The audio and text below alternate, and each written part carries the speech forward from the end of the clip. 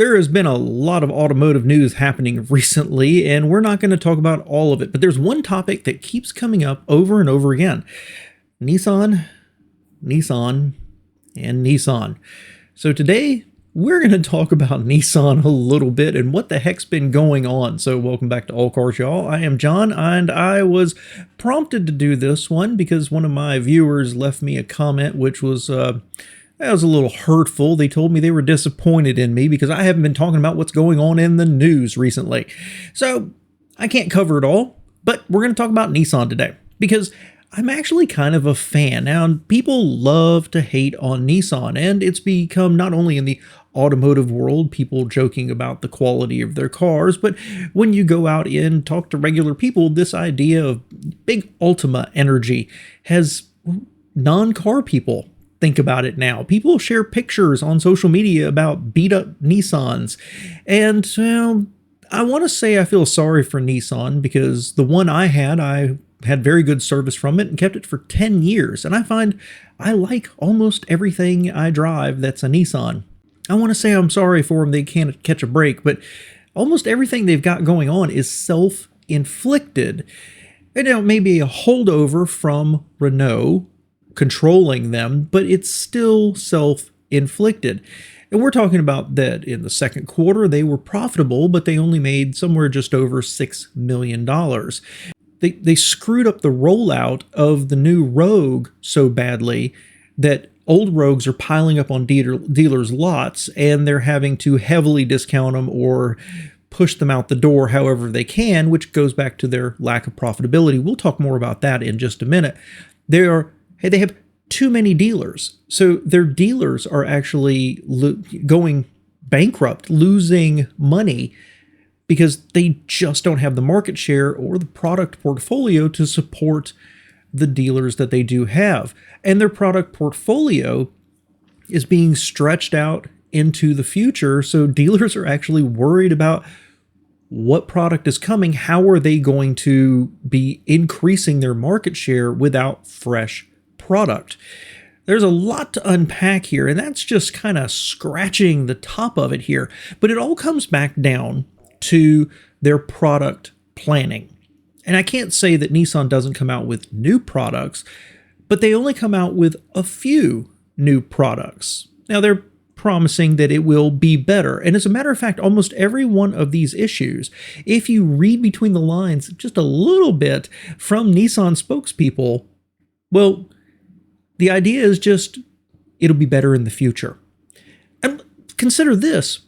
Nissan has hybrid technology that they use in other parts of the world. In fact, you can go to Nissan Mexico and find their hybrid technology on their cars down there. And at one time, Nissan was one of the early leaders in the EV world with the Nissan Leaf. Now, they redesigned it eventually, but the rest of the world passed them by. So what did they do? They came out with one product, the Area. Great. The Leaf is still plugging along. No pun intended. But in the US, hybrids suddenly became much more preferred. They have hybrid technology over here. They never brought it to America. They're saying they're going to, but it's still going to be like 2 years before they can make it available here. Why? They have the Leaf, they update it once, but it's not, other than price, it's not competitive. The Bolt was better. They have been left behind, and they're going to get around to designing a new one. Consider that they spend their time on the Rogue, and its sales are being hampered by the fact it doesn't have a hybrid option when its major competitors do. So they spend time on that one model. The Ultima languishes. When was the last time the Murano was updated? They are giving up or have given up on the Titan. And Infiniti actually has some really nice cars. If you go look at them and if you drive them, they're actually surprisingly competent. They're not bad. They refresh one or two of the models, like the top of the line. It's not the Armada. They're going to be doing that one to push it up to $100,000. The GX60 is actually really nice, but then it just languishes.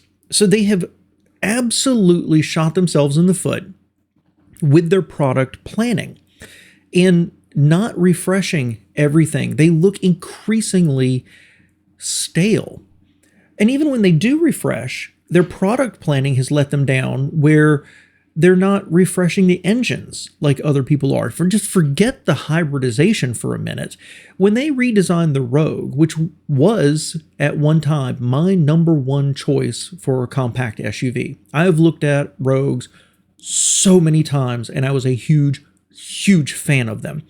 The last one, but right before this redesign, I think it's the best looking one out there. But the base engine was boring. They barely did anything to it, and it was not competitive, really, compared with the RAV4 and the CR-V. Well, you're not going to be racing your Rogue, right? So it wasn't a huge issue, but they came out with their variable compression engine. That made it very competitive in terms of horsepower, but with an unbelievably complicated system that what mechanic is going to be able to work on it in 5 or 10 years? Major turnoff and more expensive. So they're putting their effort into their top seller, but then they're still product planning, not doing a great job with engines, except to come out with something, I don't want to say gimmicky, to make it competitive. So the end result was here in the second quarter, Nissan made somewhere just over $6 million. Now, at least they were profitable, but that is essentially probably the budget they have for the vending machines in their office. It's nothing in the automotive world. Consider that Stellantis made something like $9.8 billion, and they're being sued by investors for poor performance. Now, granted, there's more to that story. They actually say that Stellantis was lying to them about where the inventories were going, how sales were going, and profitability and everything else. So there's more to it than just that. But Stellantis made $9 billion, and investors are pissed off because it's not good enough. Over here, you've got Nissan. They made $6 million. More than that, a little more than that. Why? Because their products are piling up. Dealers can't move them. So dealers suddenly aren't making any money. Nissan has to pile on incentives, which ate up basically all of their operating profit. The dealers are suffering because they don't have anything new.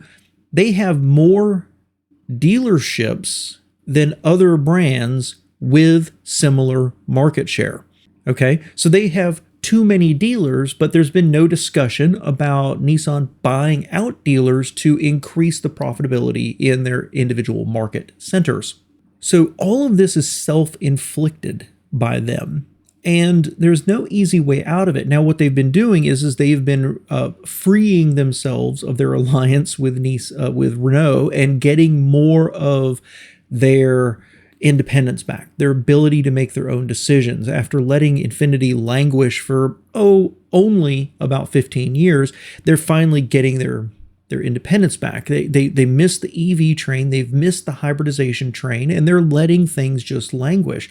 But what they're doing now is they're tying up with Mitsubishi. They've been doing that for years, sharing platforms and technology, and now Mitsubishi Nissan are tying up with Honda. Hey, great, maybe there's a lot of synergy that they could really pull in here. Oh, except that the former CEO comes out and does an interview and says this is a backdoor way for Honda to take over Nissan. Like I said, they can't catch a break, but it's all self-inflicted. So I'm going to stop right there today. I just want to talk about Nissan a little bit. A lot in the news, and man, none of it's good. And there's not an easy way out because right now their product planning is stretching on. It's not going to be better for another couple of years at a minimum, and probably closer to 2030 if they survive and if they get their ship pointed in the right direction and start focusing on product and reliability again, instead of, moving their products on based on the fact that they can finance anybody. Let me know what you think below, guys. I appreciate you being